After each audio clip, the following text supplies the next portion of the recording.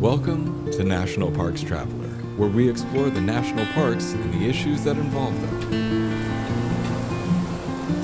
Back in 2009, a small herd of bison was relocated from Wind Cave National Park in South Dakota to Tallgrass Prairie National Preserve in Kansas. The goal was not only to restore an essential foundational species of wildlife that had not grazed on those lands for more than a century, but to also reestablish the unique ecological benefits bison bring to the landscape while preserving the genetic integrity of the species. This is Kurt Repenchek, your host at the National Parks Traveler. In this week's podcast, the Traveler's Lynn Riddick takes us to Tallgrass Prairie National Preserve in Kansas and chats with Park Superintendent Kristen Hase to see how this special conservation herd has been faring. Oh, and if you missed my piece on Tallgrass Prairie National Preserve back in July, you can download it. It's episode 178, wherever you get your podcasts. In that episode, Interpretive Ranger Eric Patterson walked me through the tall grasses and described the history and ecology of this special preserve. Listener and reader support make National Parks Traveler possible every day of the year. If you enjoy the Traveler's content, please consider a donation via nationalparkstraveler.org. The Everglades Foundation, the only organization whose sole mission is to restore and protect America's Everglades. Learn more at evergladesfoundation.org. Our friends at Interior Federal Credit Union offer Bill Pay, a free service in digital banking that allows you to pay your utilities, credit cards, and other bills, as well as track your payments quickly and securely. You can schedule exactly when you need your payments sent and whether to make a one-time or recurring payment. It's convenient and good for the environment. To sign up, log into online banking, choose bill payment from the top tab, and follow the instructions to register. Not a member yet? Go to interiorfcu.org and click on the membership icon on their homepage. Federally insured by NCUA. The Blue Ridge Parkway Foundation is the primary nonprofit fundraising partner for the Blue Ridge Parkway. It is made up of people who have a deep love for this majestic road and want to ensure that its natural beauty and the experiences it offers endure for generations to come. Show your appreciation at brpfoundation.org. Acadia National Park is one of the 10 most popular national parks in the United States. It is also one of the smallest and most vulnerable. That is why Friends of Acadia exists. Friends of Acadia is an independent organization of passionate people inspiring those who love this magnificent park to make a real and lasting difference for Acadia. You can make a difference at friendsofacadia.org.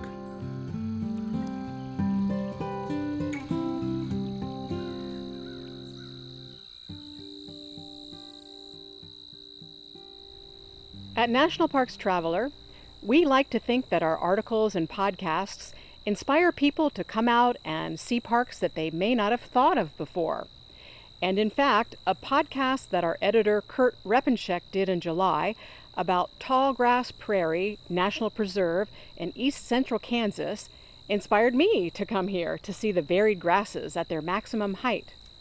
I was really interested after listening to Kurt's piece, and it wasn't too difficult of a trip, a flight into Wichita and then an 86-mile drive to the preserve. And so here I am, and today I specifically wanted to learn about bison and the bison herd here. So I'm here with the Park Superintendent, Kristen Hase. Hi, Kristen. Welcome to the Traveler. Hi, thank you. Welcome to Tallgrass Prairie. Thank you. It's great so far. It's really beautiful. It's a beautiful October morning, slight breeze blowing, the grass is waving in the wind, and I've seen a few bison so far on this trip, and I wanted to talk to you all about that. So why don't we start? Tell me the history of how bison were brought to the preserve. When the preserve was established in 1996, I believe the Park Service and other partners had a vision to bring bison eventually to the preserve. And in the park's planning process, they identified an area of the preserve for bison reintroduction. And in 2009, we started formalizing that reintroduction by writing a bison management plan. working with another park, the Wind Cave National Park, to try to get some bison, and we were fortunate enough in the fall of 2009 to bring, I believe, 13 bison from Wind Cave National Park here to Tallgrass Prairie to start our herd. How many bison are here now? We don't have an exact count, and we won't until we get a closer look at them this fall, but they're 85 or so. Interesting. Yeah. Yesterday, late in the day, I came out and was walking around, and I saw a herd off in the distance, safe distance. And I counted with my binoculars about 48, 49, I think. And then I also could see a few scattered ones here and there. Mm-hmm. Yeah. So what do you imagine this landscape was like, and what the bison population was like in this exact spot, say 150 years ago? I think the landscape probably looked very similar. So the species of plants that you see here, the hills, all that kind of stuff probably looked almost just like this 150 years ago. In terms of bison, it's really hard to say. They clearly were here, and whether they stayed here for long periods of time or just large herds came in and took advantage of the grasses or whatever and then left, I don't really know if we know that for sure. But yeah, it would have been connected to all the other prairies out west, and so those animals would have been moving through in their bigger herds. Do you have evidence of, old bison wallows or bones or anything like that you There found? are some bison there are actually several old bison wallows on the park and probably throughout the Flint Hills, and there are also some old bones that archaeologists have found, like in the creek bank and things like that. Yeah, and I want to talk about wallows in a little bit. Okay. So what's involved with managing a herd? What's the park's role, and what's the role of the Nature Conservancy? So we co-manage the herd with the Nature Conservancy. The Nature Conservancy actually owns the land they're on, and they own the bison themselves. And we assist them in doing whatever they may need to manage this herd for a visitor resource and to help conserve this prairie. They probably make more of the direct decisions when it comes to managing the animals from year to year, and we just provide our input and assistance as needed. But we consider ourselves joint managers of the bison herd. Well, I was curious about things that are done during the management of bison. Are they tagged? Are they chipped? Are they vaccinated? What kinds of things does the Conservancy do with that? They'll do a little bit of everything. We definitely chip and we tag. And that's so we can keep track of animals, who the parents of calves are, for instance, or if they need to remove some animals from the herd, they'll know exactly which ones, need to leave. And then we disease test for some things. We're in the middle of cattle country, so we just want to make our neighbors, set their mind at ease that we're keeping track of the health of our bison. And then in some cases, they will vaccinate if they feel like there's a need for a certain vaccination at a certain period of time. So Interesting. I want to talk a little bit more about disease in a minute, but first, how much range and grazing space do bison need generally? I think, if you were really trying to mimic the wild bison, they'd need more than we have. Our herd is currently on about 1,100 acres. Oh, goodness. Yeah. Here comes a bison.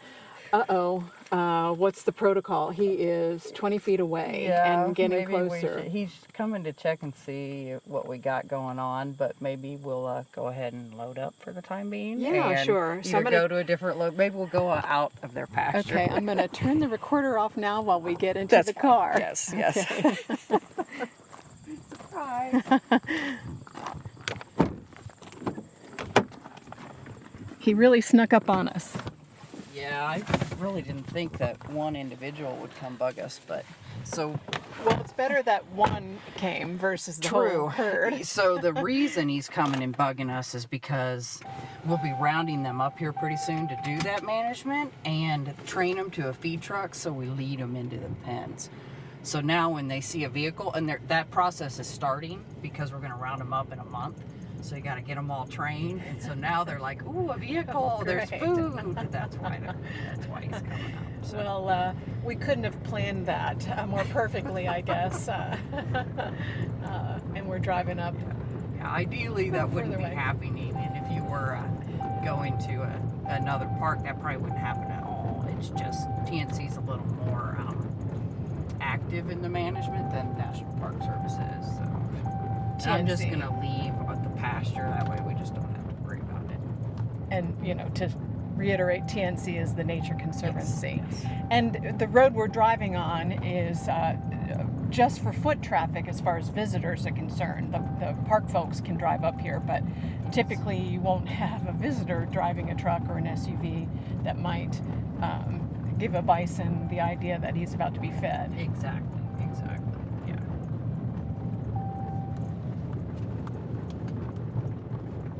So now we're coming into a fairly large herd. Probably the same herd I saw late yesterday. I mean, Probably. Most of the animals stick pretty close together, and then you'll have those ones.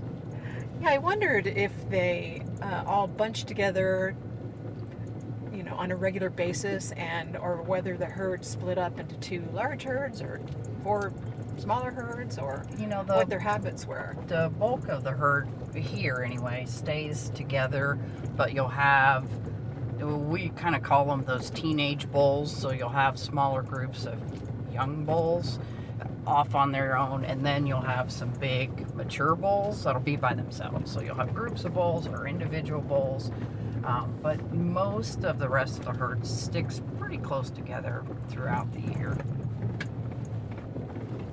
It's really fascinating. I saw a couple, I guess a mother and her calf coming at us, like they were hopeful also that we were going to provide food. Yep.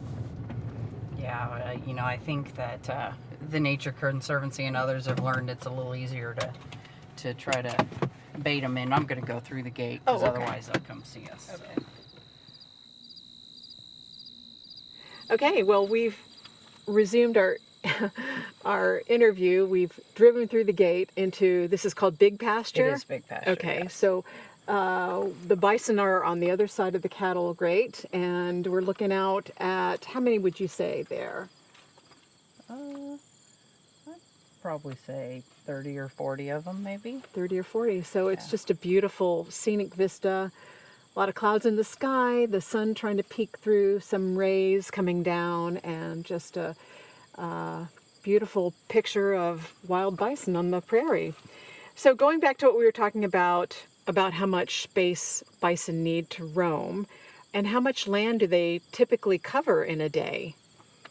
They seem to take a bite and take a step kind of thing. So they do a pretty good job of covering their entire pasture, which is, about 1,100 acres.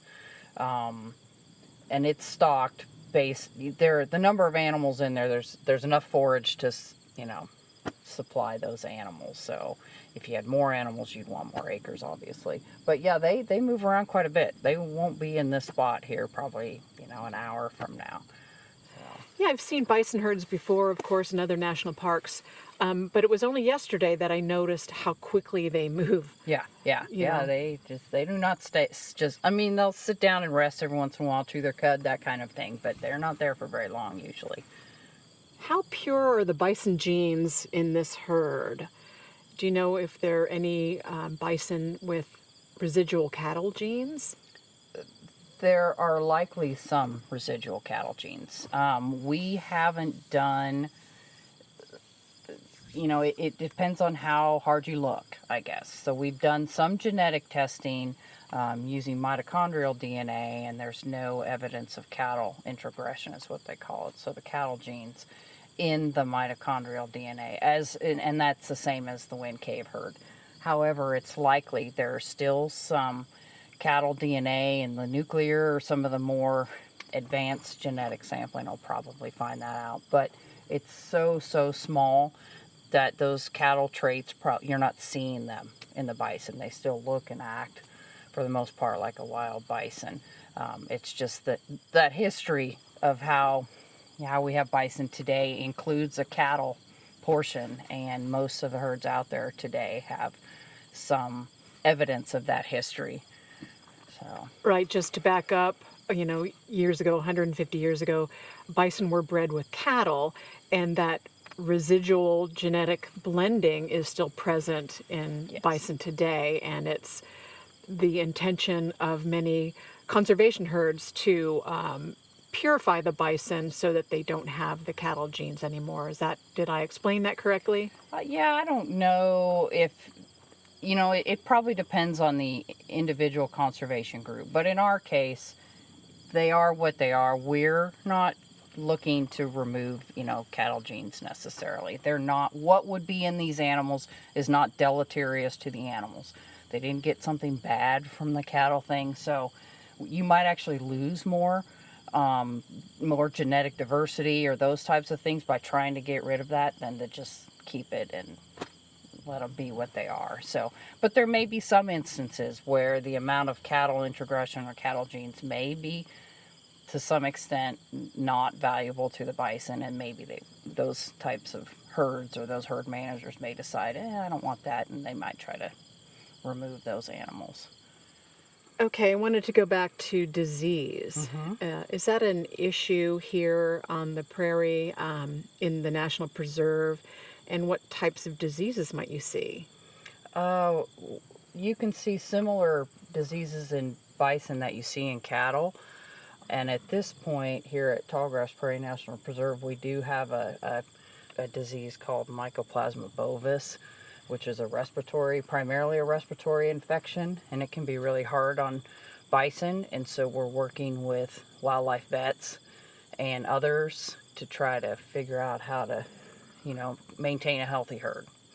So, but yeah, cattle and bison are very similar, so they share similar parasites and diseases and all that kind of stuff.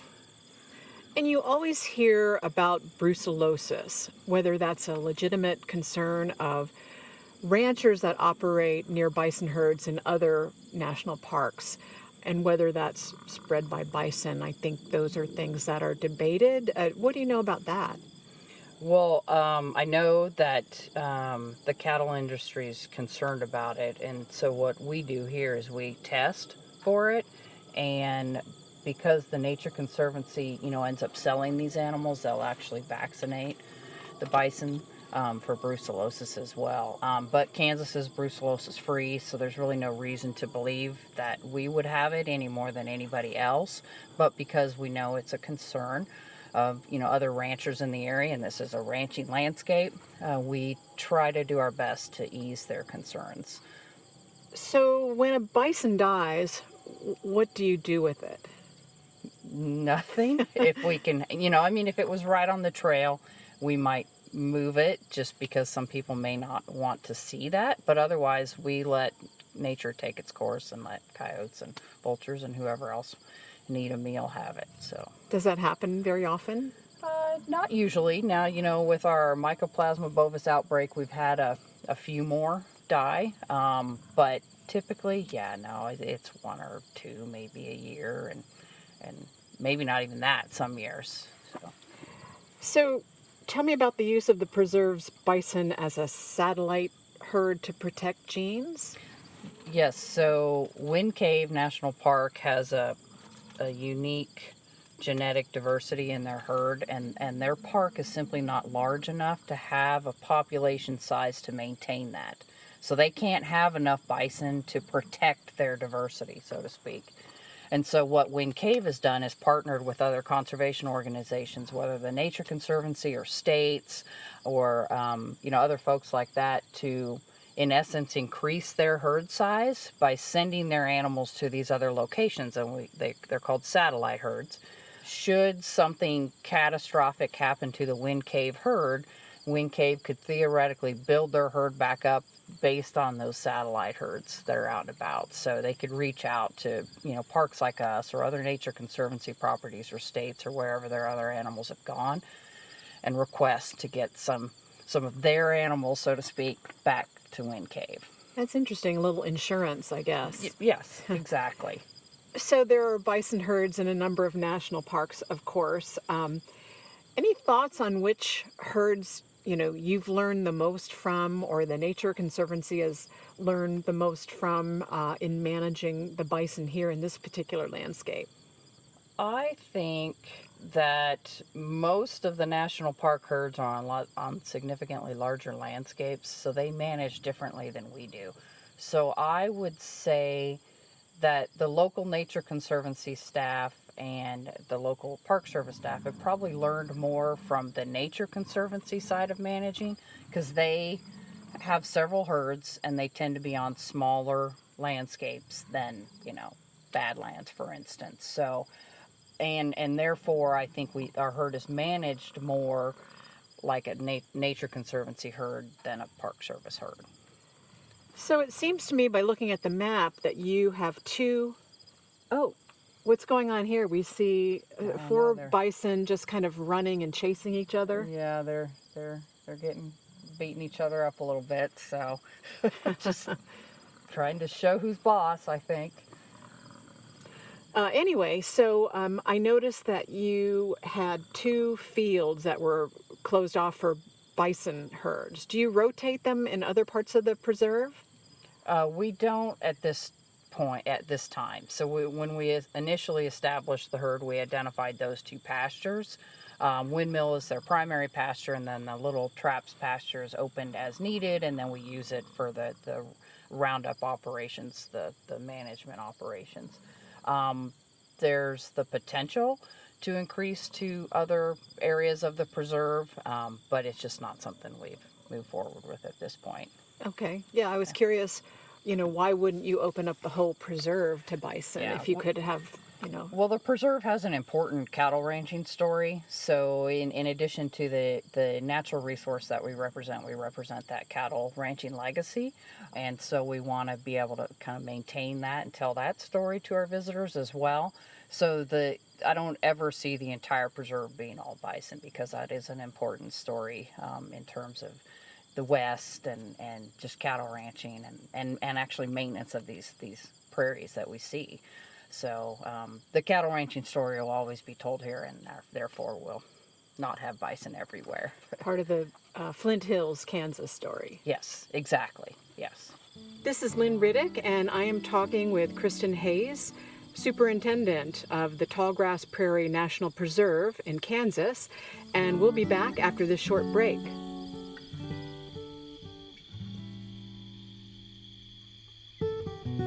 Full of stunning photography and thought-provoking reads, Smoky's Life is a biannual magazine produced by Great Smoky Mountains Association. Members receive it free of charge each spring and fall, and it is available for purchase in retail stores throughout Great Smoky Mountains National Park and online at smokiesinformation.org. The Grand Teton National Park Foundation is a private, nonprofit organization that supports projects that protect and enhance Grand Teton National Park's cultural, historic, and natural resources. By funding initiatives that go beyond what the National Park Service could accomplish on its own, Foundation donors improve the visitor experience and provide benefits to the National Park System for decades to come. See their successes at gtnpf.org. The Yosemite Conservancy helps visitors connect with Yosemite through adventures, volunteering, and the arts. It's the only nonprofit dedicated to supporting Yosemite National Park and funds grants to improve trails, restore habitat, protect wildlife, and inspire the next generation of nature lovers. Learn more at yosemite.org. Whether it be strategy, business planning, change management, board development, executive search, or diversity planning, Potrero Group is here to help. They mix a depth of experience in the parks and land space with the breadth of best practices from other industries. For more information or to schedule a preliminary conversation, go to potrerogroup.com. Potrero group.com. Washington State is graced with 3 spectacular national parks, each different and special in their own unique ways. As the official nonprofit partner and the only philanthropic organization dedicated exclusively to supporting these parks through charitable contributions, Washington's National Park Fund has a mission to raise private support to deepen everyone's love for, understanding of, and experiences in Mount Rainier, North Cascades, and Olympic National Parks. Share your passion for these parks at WNPF.org.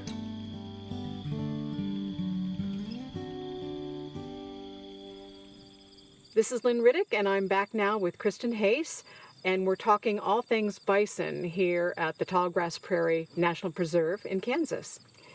Well, going back to cattle, how do you manage, or how does the Conservancy manage bison herds without treating them like livestock, the way they are rounded up and fenced in and tagged and chipped, vaccinated? Yeah, I mean, there's a little bit of the livestock feel, but our herd is more of a 50-50 sex ratio. We let them do what they're going to do almost the entire year.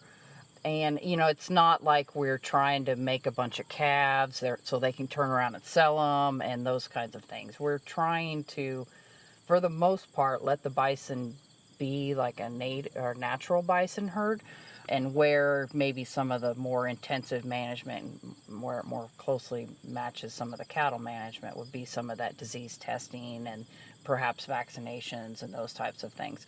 Some of the, or probably many of the other park herds and other herds across the country may not do some of that testing and vaccination, but we do, again, because we're in the middle of cattle country and trying to keep our herd healthy and then reassure our neighbors that we don't have a sick herd.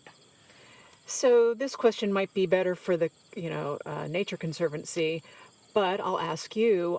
So when bison are culled from this herd, what factors are considered? Are they relocated to other parks, or what generally happens? So when we're looking to remove animals, we look and see, for instance, if we've had a dominant bull that's fathered most of the calves. So he may be culled because we don't want a lot of inbreeding going on. So we look at the genetics, see who mom and dad is, and make sure that we don't have too much inbreeding going on, because that will weaken your herd over time.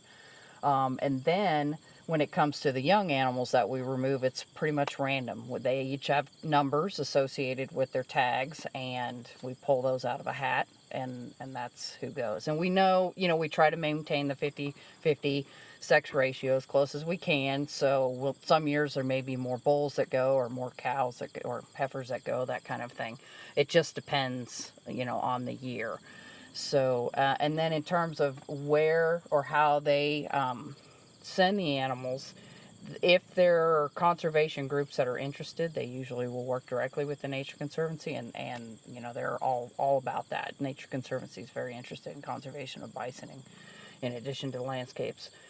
And then if not, then they have their routes. There are multiple Nature Conservancy herds that tend to work together in terms of getting rid of excess animals. So, and that probably is a better question for the Nature Conservancy. But they've donated animals to one of the zoos in the state. They're more than willing and would really appreciate the opportunity to work and ensure these bison continue the conservation story somewhere else. So. Do you know whether they are relocated to Native American lands for tribal management, or whether the bison are put down, killed? I do believe that they are working with tribes. I don't know the details of all that. I think nationally they are, and then I think individual bison herds within the Nature Conservancy are as well. I've just kind of heard some stories being in on some of the talks with the Nature Conservancy. And then some of the others, they sell them, and they may, who knows where they end up. They don't necessarily follow them. The Nature Conservancy, or at least our animals that I know of, it's not like our local folks are sending them to slaughter.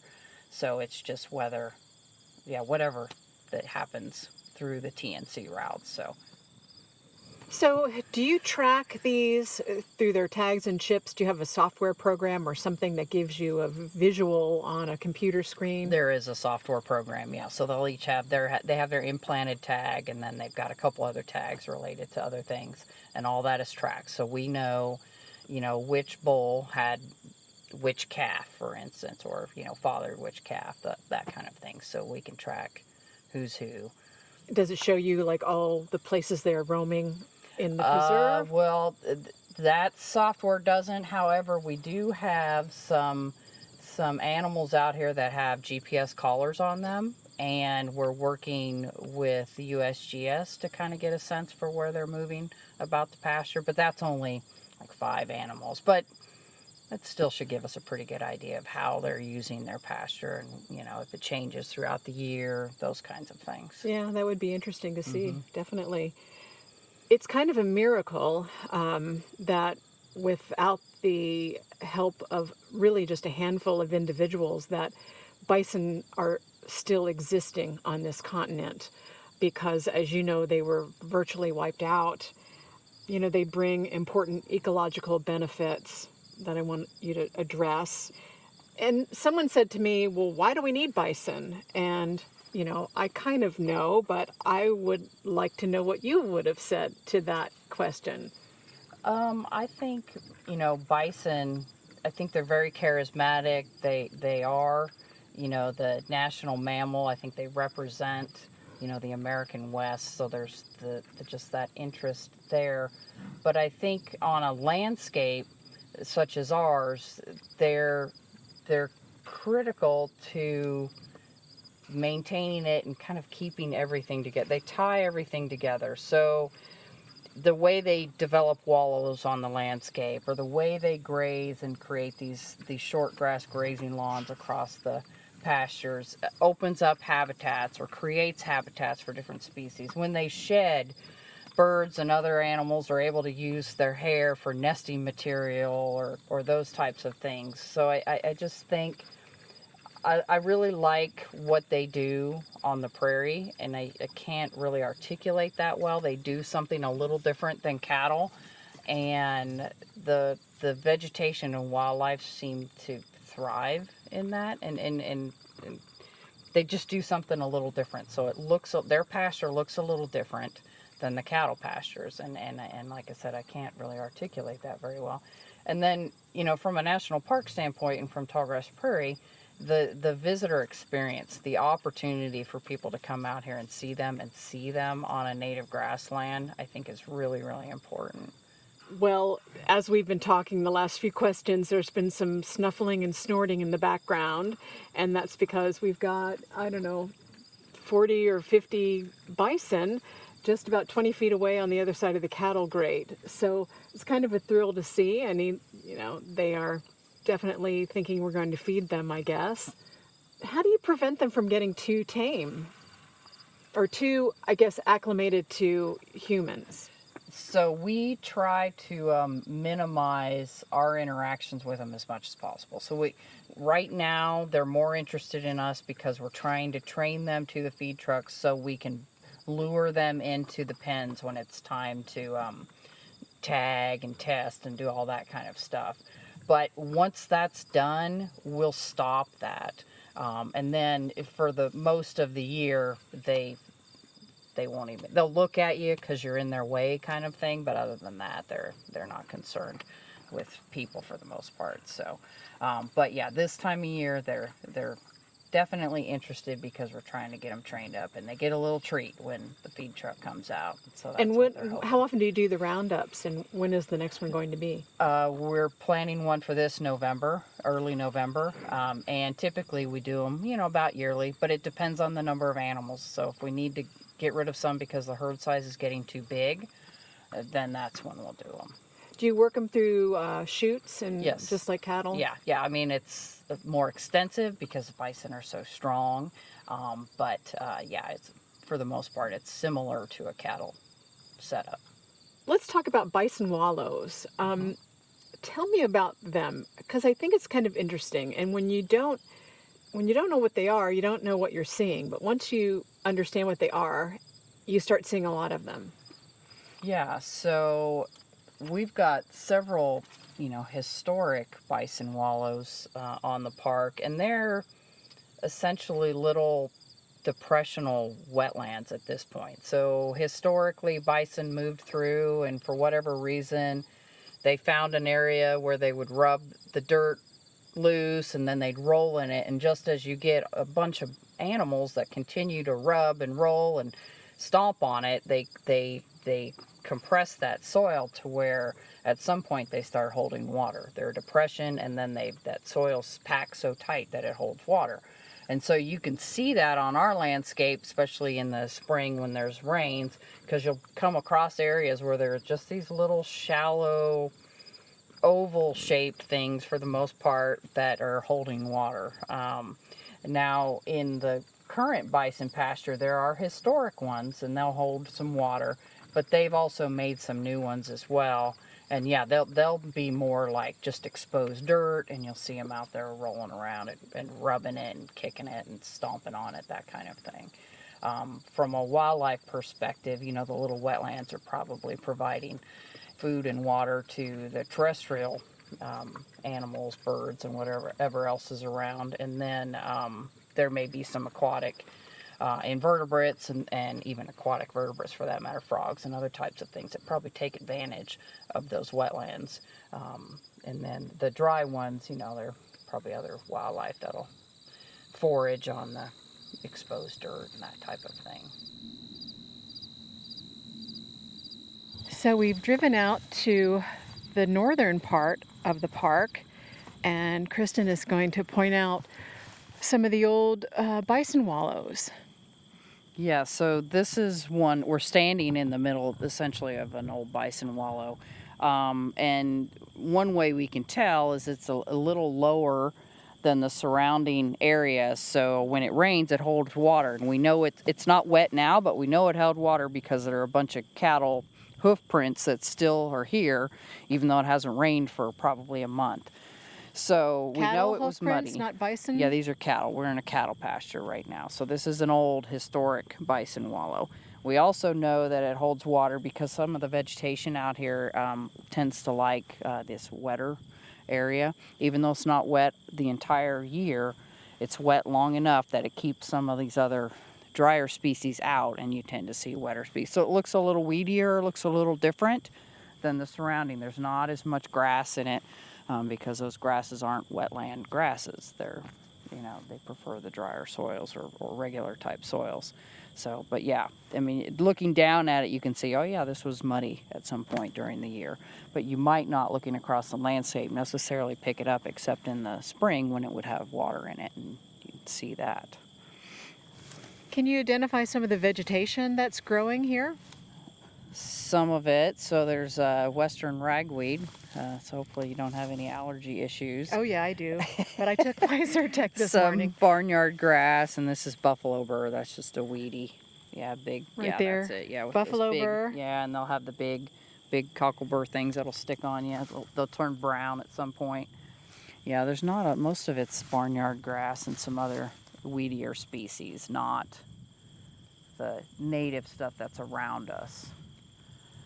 You can see the line of asters that goes around it, probably heath aster that's around it, the white stuff. Clearly they don't like the wet area because it's just around the edge of the wallow. So they'll come up so far, and then when it's too wet, they don't do their thing. So Yeah, it's kind of interesting. You might not notice these things, but when you point them out, I'm like, oh yeah, I do see the it's white very aster. subtle. Now, if we were in the bison pasture and we were in an actively used wallow, you would see it because this would be just a circle of dirt. Right. But out here in these old ones, I mean, it's been 100 years or whatever since bison were out here. They tend to blend in more closely with the area vegetation. But when you get out in them, it's like, oh yeah, this is different. And that's really interesting to think about and contemplate too, that 100 years ago there were wild bison all over this land, as evidenced by these bison wallows and what we know about the Great Plains. And it's sad to think that they're all gone now, but good to know that there are people like the National Park Service and other conservation groups that are interested in preserving the species and growing the species. Yes, it's good to know that they're still around, and there are a lot of partners in that bison community, from the private industry on to the federal government and everywhere in between. And because of all that, bison are still here today. Well, Kristen Hase, thank you so much for your time. This has been super interesting, and especially interesting because the bison have been coming on cue. They've participated, yes. Well, thank you for coming. Yeah, it's been a pleasure talking to you, and we wish you the best. Thank you.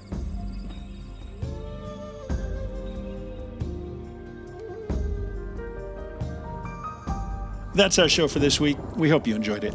Next week, I'm joined by contributing editors Kim O'Connell and Lynn Riddick to discuss The Traveler, what our mission is, where we hope to take The Traveler, and why we need your support to ensure ongoing editorially independent coverage of national parks and protected areas.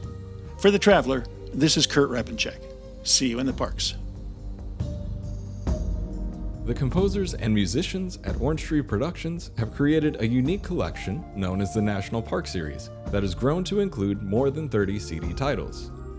Composed against the backdrop of a park's sounds of nature, these musical scores will connect you with these beautiful places and take you there, at least in your mind. This collection is the #1 selling national park audio series in the world and provides the background music for National Parks Travelers podcasts. Visit them at orangetreeproductions.com. Editing and production work for the National Parks Traveler podcast is done by Splitbeard Productions. You can learn more about us at splitbeardproductions.com. National Parks Traveler is a 501c3 nonprofit media organization that provides daily editorial coverage of national parks and protected areas.